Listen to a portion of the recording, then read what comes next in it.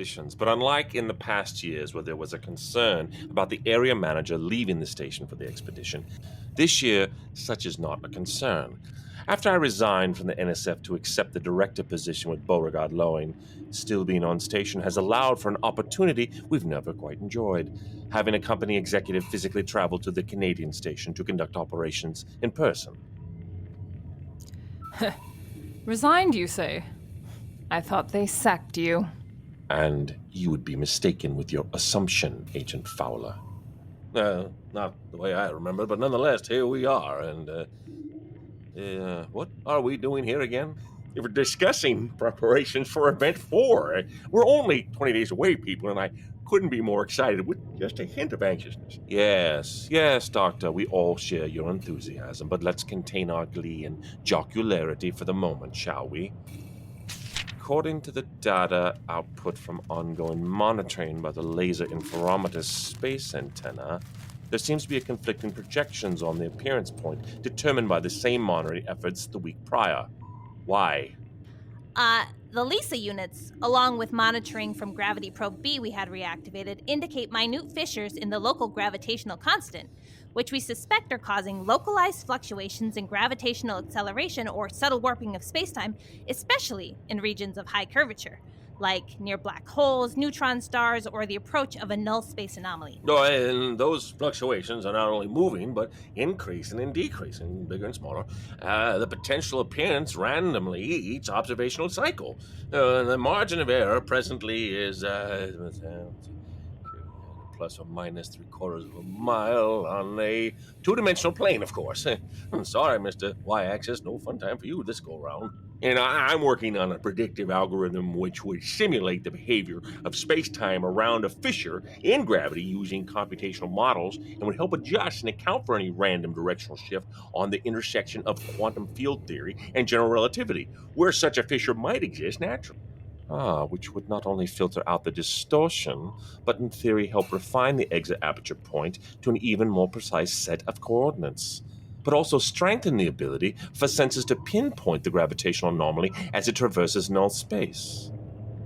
Intriguing theory, Doctor. Perhaps it wasn't in the error having you added to Atlas. What? You said that last bit out loud, Wainwright. Oh, I'm aware. Right. Well, before the science squad gets themselves wound up like a broken clock, can we tick a few things off the list? I've picked who's going to the Canadian station. Doctors Lorenz and Dellum, you're up. You'll be keeping an eye on whatever gravitational doodah needs minding. Some scientific nonsense I don't pretend to understand nor care to. Oh, Shep, you're gonna be blown away by this station. All the advanced equipment and technology, it's like walking into, well, literally the future. Plus, I can't wait to get my hands all over those translucent arachnid carcasses. Get up close and perform an exploratory dissection. Feel their cold exoskeleton against my bare skin. Gross. You have the weirdest idea foreplay, Doctor. Moving on. Dr. Jovek. Present.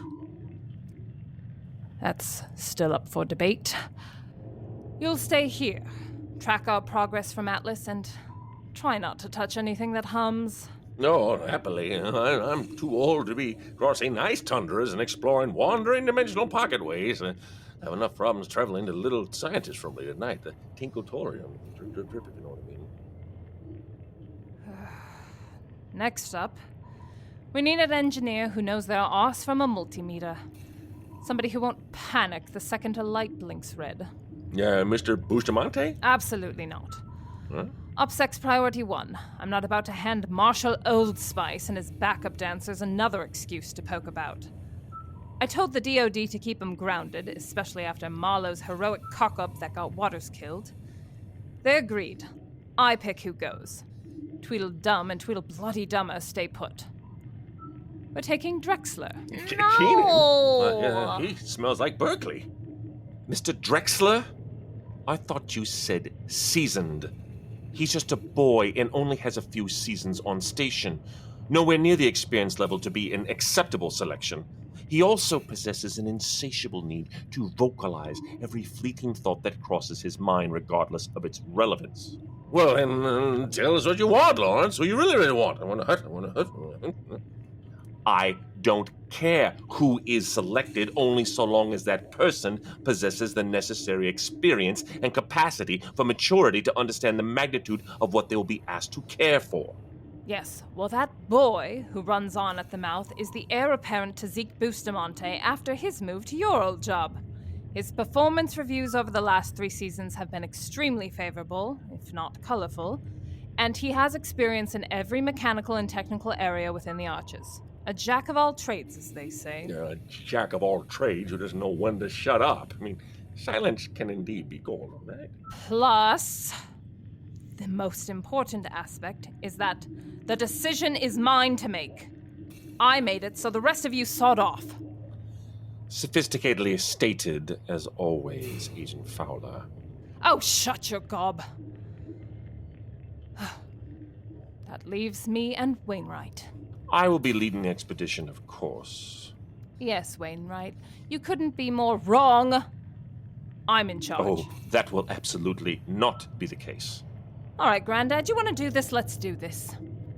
You are a government contractor now, not the bloody boss. You are contracted to work on a government project called Project Atlas. And in that situation, who do you think the government is? Oh, you are. Oh, I'm sorry. Who is Agent Jocelyn Fowler? Jeopardy rules, I suppose. Suck it, Trebek. Spot on, Jovac. Master of the bloody obvious as usual. You will be in charge of all the science operations and matters while we're on the station, but I'm steering the bloody ship. I'm sure a simple phone call to Beauregard Lloyd. No call from your lot is simple anymore, Larry. Not after that genius from Bolo sold secrets to the bloody Chinese. Took me sticking my own neck out just to keep you off desk duty in a bunker somewhere next to Jovac. You vouched for me.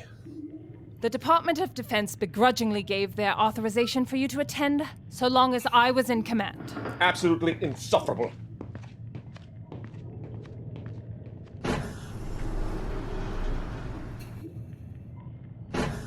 Right. Now that that's sorted, let's move on to the travel prep and see if we can manage 10 whole minutes without another tantrum.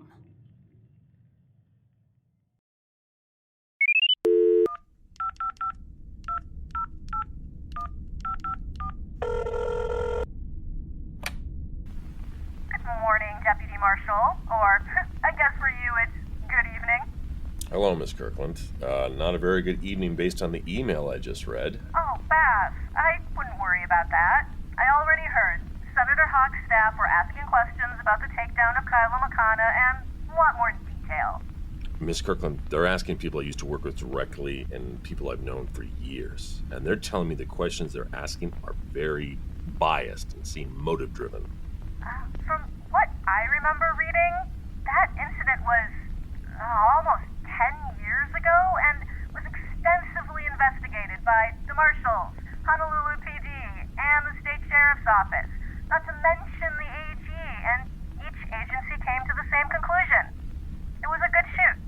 Yeah, well, then for an old case that is supposedly settled, they are kicking up a lot of dust.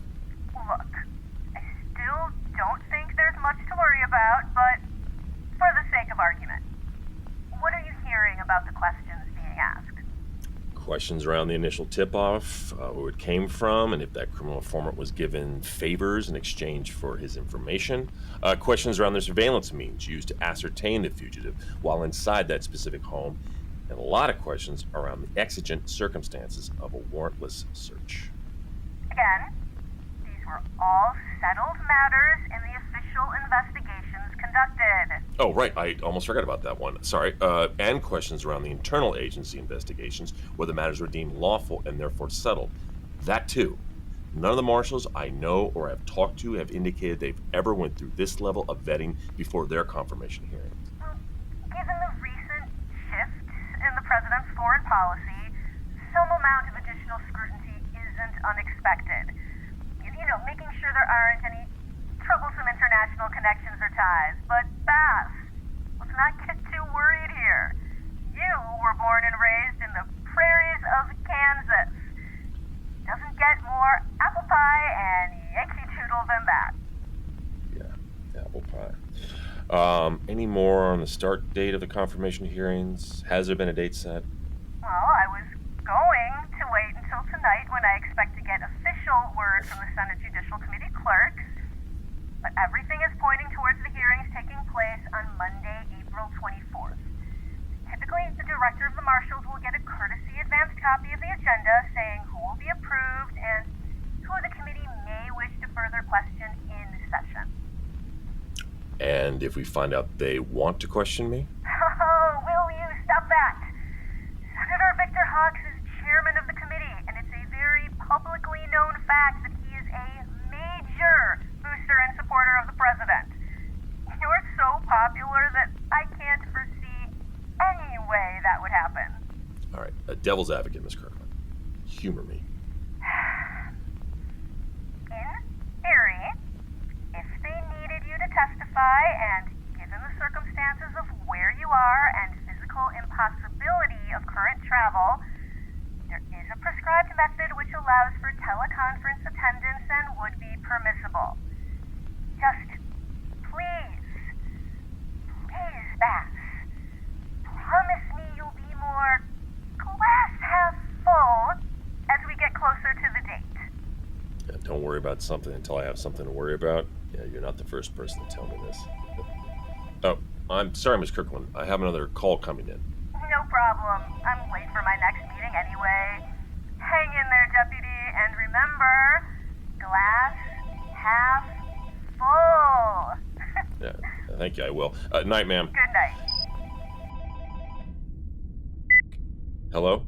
Supervisory Marshal Deputy. Don't say my name. I'm on a burner, and I don't want anyone to know I'm calling you. Are you all right? Are you safe? What? Oh, yes, you dumbass. I'm fine. It's not me I'm worried about. Oh, God. The stat phone Chuck sent you has NSA Type 1 encryption, and I know because it was me who picked it out for Chuck to send you. Bass, I can't be confident that they won't try to intercept your incoming calls, but I am positive that my own cell and office are being tapped, and that's why I'm calling you this way. And I'm also monitoring DoD and NSA satellite traffic on my laptop as we're talking, just to make sure. They tapped your phone? Just shut up for once in our lives and let me talk. Okay. They're digging into you, Bass. Hard. Oh, my God. Person who I've never met before. I already know that. I have no shortage of people getting in contact with me about my past case files, especially that McConnell debacle back in 2014. I'm sure you're going to ding me on that. Diane, Bass. They're asking me questions about Diane. What? Very personal questions. About your marriage questions. The accident, the aftermath, how you dealt with everything. If they're going to try to get you on anything, it's going to be about her. What did you tell them? I am not a moron, Bass. I just told them the basics, and I left out anything that would paint you in a less than favorable light. I knew they were going to try to railroad me, but I never thought they would sink this low. It's the upper tier of who we work for, Bass. They'll do anything they need to. They know your phone was just activated, but they won't be able to listen in for at least another 10 minutes. Fucking lightweights. I could crack it in 4, NSA Type 1 or not. They're setting me up not just to fail, but to discredit me. They're going to try to humiliate me. And on national television in the court of public opinion. When they air those confirmation hearings, I'm going to look like an idiot. Bastards! Bass, you need a lawyer that isn't provided to you by the White House. You need somebody on your side. Devil's advocate. What? Oh, nothing. I got somebody in mind. He's one hell of a lawyer. Okay, I'm jumping off now so the trace fails. Although at this rate, we could probably talk about whatever you want. Okay, remember that trip you and your friends were talking about taking? Yeah? Not the one domestically, the original destination that I won't say on the line regardless. I know where you mean. But take it. I'll bankroll you. I'll bankroll you and all your girlfriends. Hell, I'll even bankroll, what's his name, the one you're dating steady now? How the hell did you know that he and I had gotten... Damn it! Bass, every time I fall for that Every time. Yeah. Look, just be safe, okay? And get ghosted. I look forward to seeing you soon. Same here. Recording started.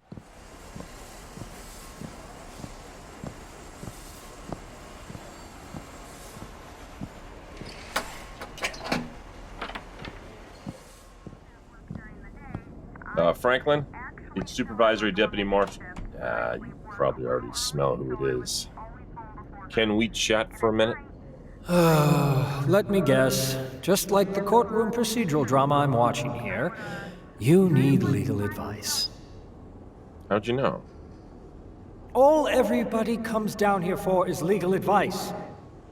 Once, just one time, I'd love to hear, well, hi, Franklin, just coming to check up on you and have a social call. Or, hey, Franklin, what can you tell me about cryptocurrency investing? Or even, Franklin, my man, I hear you're a demon in the sheets. How about some pointers? Deputy Marshal, I can show you how to perform Satan's death charge. Dr. Jennings will be walking funny for days. All right, I get it. Look, this is a serious situation and serious business to me. I can honestly use your expertise. And I could use a favor. A real, liberating favor. And you know I can't let you out of the tube, Franklin. Which is why I'm not asking for that. Uh-huh. Look, even though I don't honestly believe I have a soul or they even exist, I'm going to hedge my bets and not agree to bargain with it.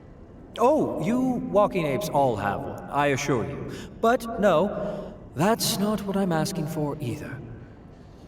Then what? Just tell me already, because I'm not here to play games, and if you can't help, then I'm going to I want a watch, buddy. A watch? That's it? I can get you a watch. No. Watch hyphen buddy. Somebody to binge watch television shows with. Somebody to talk to about the plot, share ideas, theories that don't involve going online to the cesspool of humanity that is message forums. Why would I care what some creeper in his mom's basement thinks? That's it. You don't want your freedom, or souls to eat, or whatever other demon perversions you're into. You want somebody to watch television. Of course I want to get out of here, and yes, I'll take whatever souls I can get. Started to go through withdrawals in here. Perversions, I have who's its and what's its galore. I'd love to try out. But yeah, a TV watch buddy, that's my ask. All right, one show. We'll watch the series together, one episode a week. That specific date and time we watch, we'll have to play it by ear. Reasonable terms. I get to pick the series. No greater than 5 seasons. 20. 10. No, not a trailer or a teaser more. Done. The bargain is struck. Won't get me on the cover of Demon Deals Digest, but a W is a W. It's Franklin's time to shine. All right. What's the legal advice you need, Javert? In the process of gathering information on my background and history with the Marshal Service, the Senate Judiciary Committee is interested in a particular old case of mine. Yeah, Sherilyn popped in a few weeks back and mentioned something about that. Nothing like being the last one to hear about what happens on the station, let me tell you. How do you know they're interested? People I work with, colleagues, friends, all have gotten in contact with me to let me know questions are being asked and old details are being scrutinized. Okay, well, tell me about this case of yours. What happened? It was about 10 years ago. We were on loan to the District of Oregon to assist with a task force operation going after the worst fugitives they had. It was the Pacific Southwest Regional Fugitive Task Force. Oof, that's not a very catchy name. I thought you cops all had catchy names like Operation Clean Sweep or Operation Payback. Yeah, not every time. Anyway, so one of the jackets we're given was from a shipper named Kalo Makana. Ironically, he had fled 3 times from prosecution. Needless to say, I was very familiar with him, given 2 of his 3 returns to custody were by me. I was anxious to go for the 3-peat, but this go-around he fled from Honolulu and was hiding in Eugene, Oregon. So, we're working a handful of cases we have when one of our other people on my unit gets some information from his criminal informant. Says he has some news about one of the guys we're looking for. Surprise, surprise, it's my boy McConnell. According to CI, Kalo was staying with an old friend in the West University Eugene neighborhoods. The informant was looking for a deal on an upcoming possession of stolen goods case he was staring at. So the local marshal's office agreed to drop those charges if his tip panned out. Following so far? 3 of us stake out the address, a known drug pad we watched from a surveillance unit made out to look like a work van. Thankfully, it didn't take long at all before we saw him exit a car and head in the duplex address that we were given. We call it in, ask to have a warrant issued from the local magistrate to enter the address and secure McConnell. See, we had arranged to have a rotating judge available 24 hours for exactly this reason. So we expect within 1 or 2 hours to have a warrant and have local police assist in the execution. Let me guess. That's where things went south? With the warrant? Huh? No, we got the warrant all right, but not until it was 90 minutes too late. We're waiting for a copy of the signed warrant to be driven down to us and have the unis get prepped when it all went sideways. See, this car pulls up, a real hoopty piece of crap, clanks to a stop in front of the house, and this guy gets out, dragging a woman who was kicking and screaming up the drive into the house, smack her across the head and telling her to stop yelling for help. Okay, all right. I see where this is starting to go. What happened next? Well, we had a call to make. We had to make it right then and there. We all heard and saw the woman screaming for help. We saw her resisting efforts to enter the house, and we were all aware of at least one dangerous and wanted felon who was also inside. We radioed quickly to sit rep and request him to get backup. All 3 of us agreed we can't wait given the circumstances, and we have to make the entry now. So we stack up, announce ourselves, and ram the door. As soon as we go in, there's a junkie on the couch smoking meth. He raises a gun towards us and is handled immediately. We call in shots fired, and all hell starts breaking loose inside the house. See, these geniuses have put bars on all the windows because of all the constant break-ins, so none of them can bolt out except coming down the stairs past us. And essentially, we cornered frightened animals all around us, and we didn't know how what number would be. I send the other 2 marshals upstairs to clear the second floor, and I proceed ahead myself. The first room is empty and nobody in the corners. As I approach the next door, I can hear muffled screams. I go past it to the last room down the hall, which was the kitchen. I was able to clear it and then headed back to the door with the muffled screams. As soon as I announce myself, bullets are come flying through the door. I discern 2, maybe 3 shooters from inside. With backup still a ways away and there's somebody screaming inside, I did what I needed to do. Bust through the door, guns blazing, shooting the bad guys? No. Back in the kitchen, I saw a fire extinguisher. I take it from there, punch it through the drywall, between the studs, into their room, and follow it with a flashbang. It goes off, and I use the damage from the extinguisher and the concussion from the grenade to the drywall and barge through. Order them to drop their weapons. They elected to start firing wildly, so I shoot both of them and stop and control the situation. Unfortunately, with all the panic fire, the young lady they brought into the house was hit and passed away. Backup arrives, various agencies investigate the incident and the matter leading up to it. State, local, us and the marshals, U.S. Attorney General, who loves to make our lives hell, everybody and their sister looked into this one. So, who was the dead girl? Oh, a local girl who lived nearby. Apparently her brother owed one of the men inside the house money, so he kidnapped her to make him pay. Oh, bummer. Yeah. Since it was me who did the shooting, the marshals had jurisdiction and led the internal investigation with coordination from the Eugene police. And findings were the decisions made, while perhaps not optimal, were proper. The marshals acted in good faith, responding to the cries for help, and made a decision that any reasonable person would have made. Although we didn't have a warrant in hand, there were exigent circumstances that allowed us to enter. We were acting on credible information from a known and proven CI, so forth and so on. If it was already investigated, if you and the other 2 marshals were cleared, why do you think the senator's staff is looking so hard at this? Because they want to find something to use as ammunition to get my confirmation rejected for that reason.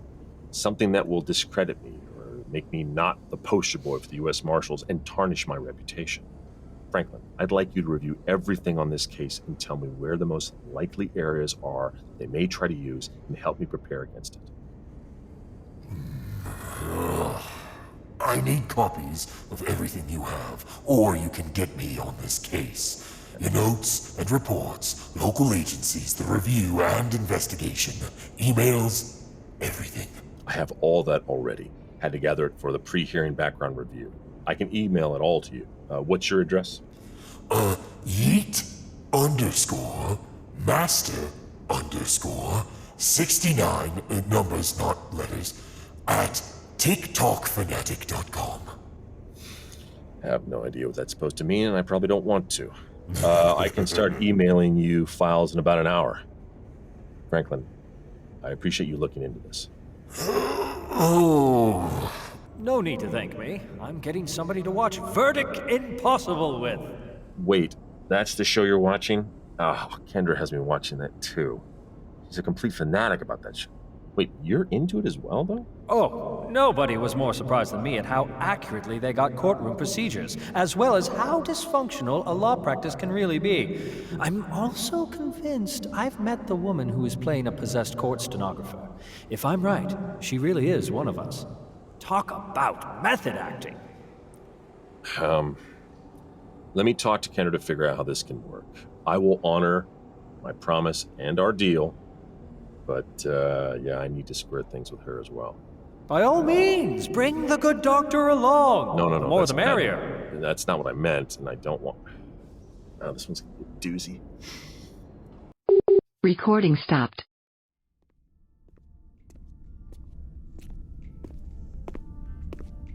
Oh, well, good afternoon to you, Agent Fowler. I hope you brought your appetite today, because I've whipped Beef up... stew on mash bread. Hold the chinwag. Coming right up. Oh, it's such a treat to get to make dishes for our international visitors. I've been reading up on some of the more traditional UK fare, and I can't wait to... Beef stew, mash, bread. Okay, well, I appreciate someone who is all business there. Here you go. Hope you enjoy.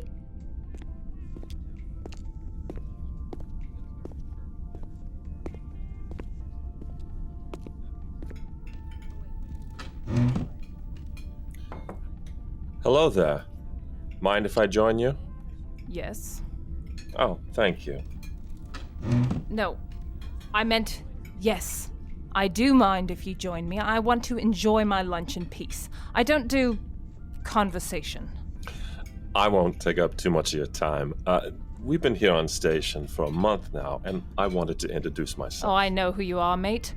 You're the feelings doctor, head of the Crackers Brigade, the psychologist who can read minds.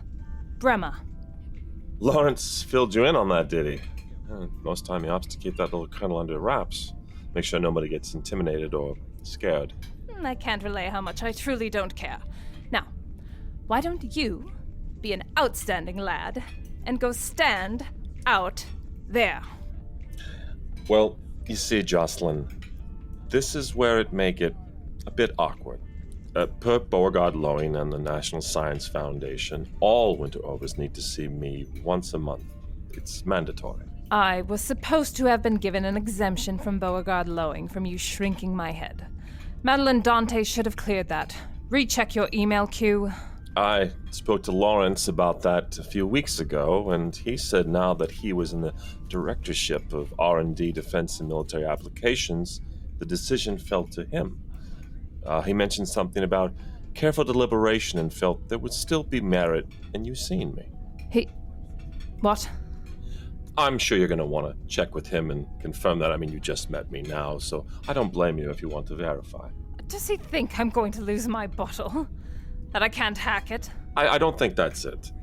Lawrence is a very unique individual, shall we say, and, well, he may not have all the standard social niceties, but in his own weird way, I honestly believe he cares for people. Oh, bollocks. He doesn't care for anybody other than his own self. He's trying to intentionally get me sacked. Thinks I'll spill all about the... Again, anything that I pick up, shall we say, I cannot share. Unless you're planning to murder somebody or cause massive harm, only then would I be able to divulge what I know, but only information pertaining to that murder. Nothing else could be ever revealed. Oh, if you see me, you're going to get a Master Unique class on all intentional homicide, Bremer. Look, Jocelyn, I know your file and background, but I don't know you. And until I can assess whether the threat is real, I'll just attribute it to a hot temper. How about that? Huh. Oh, come on. Seeing me isn't that bad, really. In this harsh, isolated environment, mental well-being is crucial, especially during your first winter over, which can be the hardest. Oh, Wainwright is going to pay dearly for this one. Look, I know my office isn't where you want to be. You've built your life on strength, discipline, and pushing through. But real strength isn't just enduring. It's knowing when to maintain what keeps you operational. You wouldn't ignore a jammed weapon, so why ignore your own mind? You wouldn't be seeing me because you're weak, no. You'd be there because you refuse to be the weak link. Ignoring the weight doesn't make it disappear, it just makes it heavier. If you respect the mission, well, then you respect staying sharp, reliable, and in control. That takes work, just like everything that you've mastered.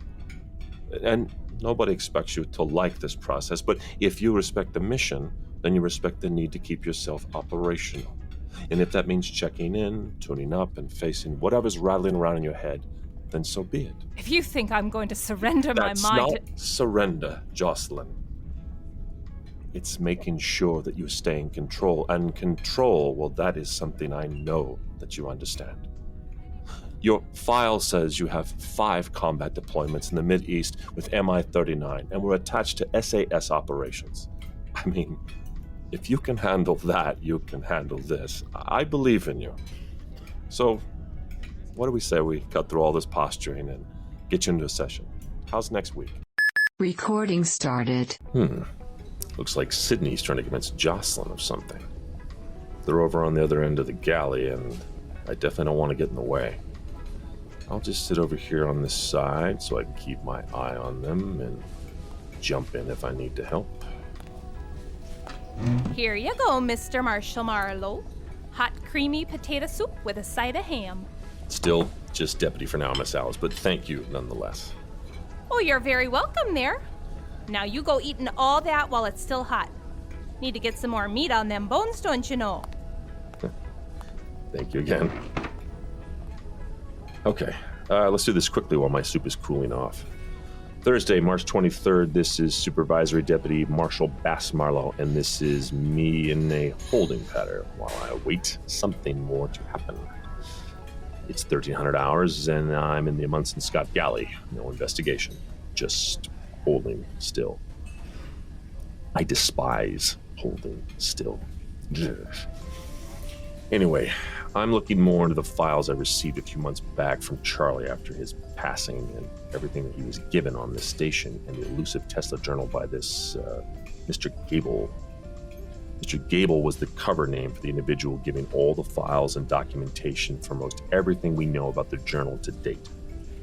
And the fact that Gable was Chaz Wolford's handler back in 2002 when he witnessed the murder and Wolford being on the station 20 years later is too much a coincidence to accept. It reinforces to me that the journal was either left and hidden on the station by the previous owner when he attended the station christening, or hidden somewhere close by. And both DARPA and Beauregard Loewen seem intent on getting it, which obviously means we need to find it first to ensure we keep it out of the wrong hands. Gable provided Charlie a way to get in contact with him when he needed to relay information on what was going on down in Munson Scott. Charlie would take out an ad in the legal notice section of the Poughkeepsie Journal.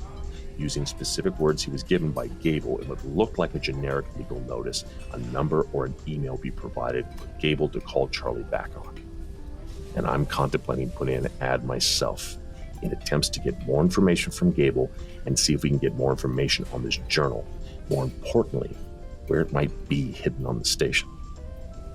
I'm going to talk to Kendra this evening when I passed her for her thoughts as well. Also, an interesting yet curious item of note. I received radio calls from both my special marshals based in Palmer McMurdo. Both said there's been reports of U.S. Navy vessels out on their horizon.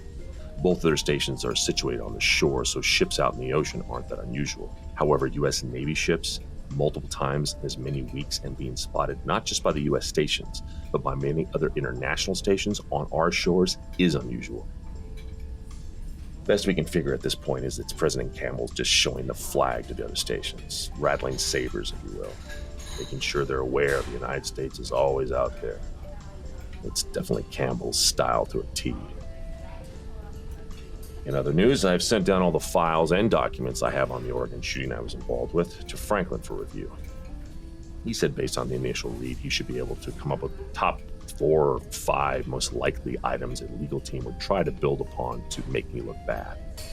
And once we have that defined, he thinks it shouldn't be too hard to come up with a strategy to beat them at their own game and be prepared for whatever they come at us with. And yeah, I'm not sure of my feelings in partnering up with Franklin on this. I know Zeke's thoughts would be, so no need to check in with him. Yes, and speaking of Franklin, I have a debt I need to start paying off. I spoke to Kendra and filled her in about the show both of them are interested in and how he wants to binge it with me. And her suggestion is not one I honestly care for, but I reluctantly agreed. I'm trying my best to balance everything in my life down here and keep what Sydney said in mind, that I can't be a shepherd for everybody, that people need to make up their own minds. Well, Kendra made up hers, no doubt about that. I truly don't care for the compromise she came up with, but I'm going to deal with it. Recording stopped. And now back to verdict. Impossible. Mr. St. Quix, you best have a reasonable explanation of this outburst. This court has never, and will never, take homicide victims testifying through Ouija boards as credible testimony. Board is somehow inadmissible. And yet every day I can't believe Damien made a deal with the medium to get in contact with Jim Castle's recent victim. What choice did he have, really? The Irish mob was going to go public with the sordid details of his illegitimate twin daughters, Jade and Emerald. This is hard for me to follow. So, Castle killed the mobster Montana? No, sweetie. Castle was set up by Baron von Quatermacht to make sure it looked like he murdered Montana. Nobody knows yet who the real murderer is. I think it's Chet. No way. Chet was at the jazz festival upstate for the Herbie Hancock weekend. Said he missed the last one, remember? Yeah, that's what he told Delilah. Who he was... Cheating on, that's right. He was knocking boots with the school principal for opposing counsel's niece. Take it from me, Doctor. End a secret and illicit love affair the right way. Killing isn't that far a stretch. Actually, pretty easy to bridge the two if I need to. Killing isn't that far a stretch? Taken out of context, Franklin, that kind of statement might suggest criminal intent. Objection overruled. Counselor, you may proceed in questioning the Ouija board. Yes!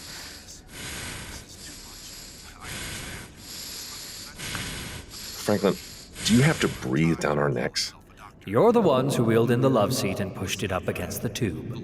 That's because there's only one electrical outlet in this room. If we want to watch together, this is the only place we could set it up and be comfortable. Oh, by all means, you both should get as comfortable as you can. Kick off your shoes, cuddle under the blankets. And should you want to get to second or third base while we watch, I'm sure Franklin will understand. Not going to happen. Would you boys shush already? Ooh, make it international, Javert. Get Russian hands and Roman fingers. Hey, show her Satan's depth charge that I told you about. Stop. Wait, how did Emma Daughter get out of holding already? Well, if you two chatty Cathys would pay attention to the show instead of playing pat a cake with one another, you may not miss so much. Wow, Sorry, Doctor. That's better. Besides, we can't do Satan's depth charge without a hot tub and 2 shots of Jägermeister. Wait, how are you familiar with... I'm a lawyer. Don't answer that, Doctor. Objection. Case dismissed.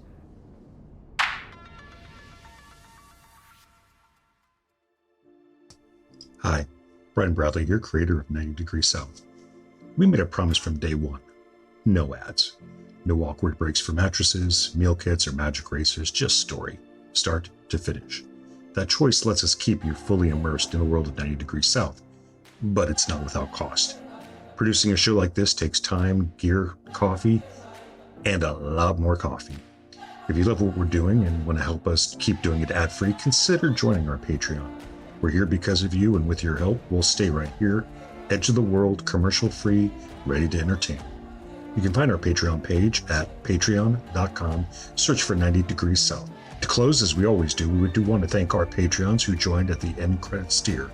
Nick Wolf, Tatum Adams, Monica David, Thomas Reisky, Rob Burrell, Michael Buckland, The Harbinger Pulsar, and L. Link. Thank you for your sponsorship. This has been 90 Degrees South. On behalf of the cast and crew, I'd like to thank you for listening. If you liked the episode and are enjoying the series, please remember to give us a like, a share, a tweet, send a raven, or review on iTunes, Audioboom, or your favorite podcast site. It helps us to get the word out and keeps the cold at bay. Until next time.